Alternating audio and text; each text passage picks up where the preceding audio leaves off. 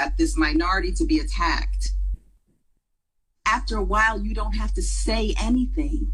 Wow. It can pass even without memory, just like these other belief systems. And so the American ethnic identity, which was created in I believe it was 16. Don't quote me on the year, but I'll post it later if people want. There was a study done on how Black children were viewed as compared to white children, specifically Black boys. They wanted to see if the innocence that is attributed to children was attributed equally to Black boys. And it turned out that it was not. And what they did was they had some police officers look at pictures of Black boys and white boys and explain and guess how old they were. And consistently, the police officers overestimated the age of the Black boys by about 4.5 years. Wow. That means I would see a 15-year-old and think they were almost 20. Right. That's a very different response that you should have as an officer to a 15-year-old than an almost 20-year-old. Yeah. But if this officer is looking at a Black boy and overestimating his age, then they're going to overestimate applications of force. It gets a little worse, a lot worse. When they primed the officers with images of animals, specifically an ape and a cat, and after letting them see the ape, they would then be asked to estimate the age of the boys. They overestimated it even more. Gosh. But they underestimated the age of the white boy at the same time. So the white children remain innocent for so long, while Black children are already losing their innocence in childhood through these eyes because they're seen as being older. When they prime them with the cat, like show the cat, then ask the question, the cat had no effect. But the ape did. Wow.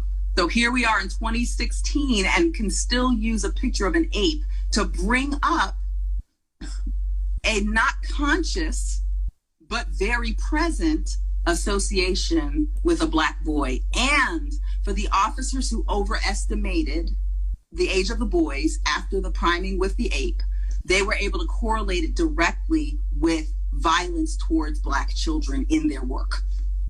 Whoa. So that's real. But I'm going to give you something else, because what I don't want to do, I'm not here to bash the police.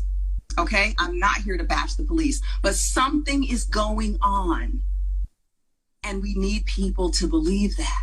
Right. Something is going on. But while we will find police officers who are explicitly racist, we know from their text messages, from their Facebook posts that they're explicitly racist, we will find more often, we're going to find them not explicitly racist, but this dehumanization is soaked into the worldview. And unless it's primed in an experiment, we can't find it. But I tell you who knows it's there? Us. We know it's there.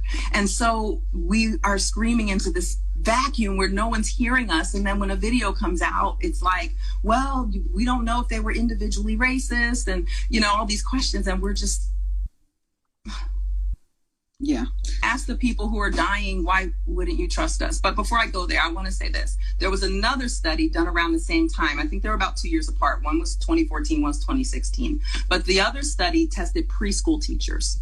Mm-hmm. So they recruited 135 preschool teachers at a conference for teachers.